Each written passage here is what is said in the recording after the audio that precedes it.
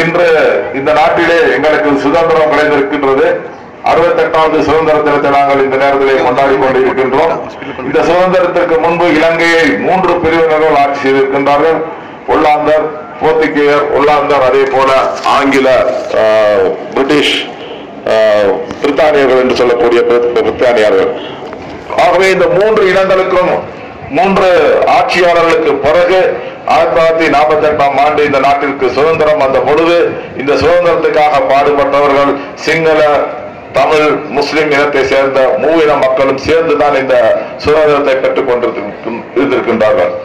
அவர்கள் அந்த பெற்றுக்கொண்ட சுதந்திரத்தின் பொழுது நாங்கள் எல்லோரும் ஒற்றுமையாக இருக்க வேண்டும், சந்தோஷமாக இருக்க வேண்டும் என்று ஒரு பலனை எதிர்பார்த்து செய்து அந்த நேரத்திலே முதல் முதலாக தமிழ் மொழியிலும் சிங்கள மொழியிலும் இந்த தேசிய கீதத்தை பாடுவதற்கான நடவடிக்கை எடுத்திருக்கின்றார்கள்.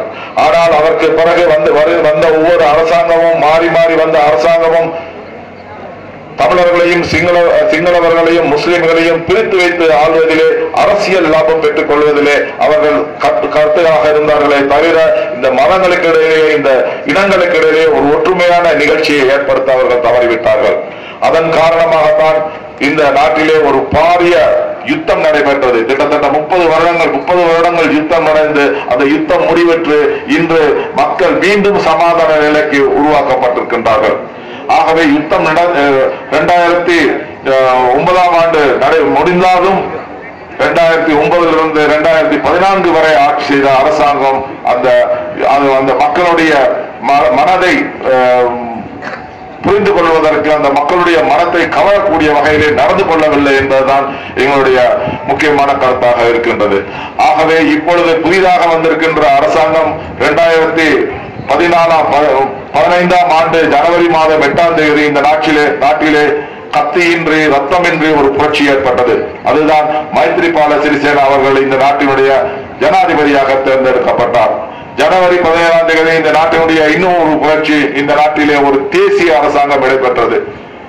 கட்சிக்கு அப்பாற்பட்டு சுதந்திர கட்சியும் ஐக்கிய தேசிய கட்சியும் ஏனைய கட்சிகளும் இணைந்து ஒரு தேசிய அரசாங்கத்தை ஏற்படுத்தப்பட்டிருக்கின்றது. ஆகவே இதன் மூலமாக ஒரு நல்லிணக்கம் இன்று ஏற்பட்டிருக்கின்றது. இந்த நல்லிணக்கத்தின் மூலமாக இன்று தேசிய கீதம் இன்றைய நாளிலே காதிமுகத்திலே தமிழிலும் பாடப்பட்டிருக்கின்றது என்பது ஒரு சந்தோஷத்துக்குமையான ஒரு விஷயமாகும். ஆகவே எங்களுடைய இந்த தேசிய கீதம் தமிழிலே படிக்கின்ற இந்த நிகழ்வு வரலாற்றிலே ஒரு முக்கியமான நிகழ்வாக இருக்கின்றது என்பதை நாங்கள் சொல்லிக்கொள்ள வேண்டும். அதே நேரத்தில் தேசிய கீதத்தை தமிழில் படித்தால் மட்டும் போதாது, எங்களுடைய எதிர்கால இந்த பிரச்சனைகளையும், வடக்கு கிழக்கிலே அதே மலையகத்தில் இருக்கின்ற பிரச்சனைகளையும் இந்த அரசாங்கம் தீர்த்து வைக்கும் என்பதிலே எந்த விதமான மாற்று கருத்தும் கிடையாது. ஆகவே அவர்களுடைய பிரச்சனை தீர்ந்து இந்த நாட்டிலே சிங்களவர்கள், தமிழர்கள், முஸ்லிம்கள், அதே போல பௌத்தம், இந்து, முஸ்லிம், கிறிஸ்தவர்கள் எல்லோரும் ஒன்றாக சேர்ந்து ஒரு நல்ல ஆட்சியை இந்த அரசாங்கத்தின் மூலமாக ஏற்படுத்துவதற்கு ஒரு சந்தர்ப்பம் கிடைத்திருக்கின்றது என்பதை நாங்கள் மறந்துவிட முடியாது. அதை நாங்கள் மேலும் மேலும் சீர்தூக்கி இந்த நாட்டினுடைய மக்கள் நல்லாட்சியை பெற்று வளங்களை அதிகரித்துக் கொண்டு பொருளாதாரத்திலே அபிவிருத்தி செய்து இந்த நாட்டினுடைய சுபிட்சத்தை பெற்றுக் கொள்ள வேண்டும் என்று இந்த நேரத்திலே சுதந்திர தினத்திலே ஒரு சுதந்திர தினம் இந்த நாட்டினுடைய இதய துடிப்பு என்று சொல்லுகின்ற இந்த சுதந்திர தினத்திலே நாங்கள் உங்கள் எல்லோரையும் வாழ்த்துவதிலே நான் மிகவும் பெருமை அடைகின்றேன்.